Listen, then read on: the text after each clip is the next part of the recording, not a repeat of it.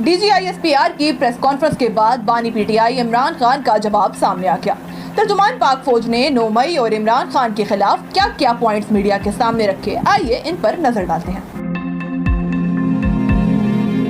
9 मई का वाक़या करने और कराने वालों को आइन और कानून के मुताबिक सजा जरूर मिलेगी।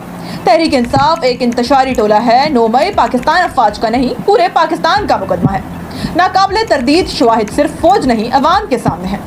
9 मई के किरदारों को कैफर किरदार तक ना पहुंचाया गया तो ये निज़ाम इंसाफ पर सवाल होगा।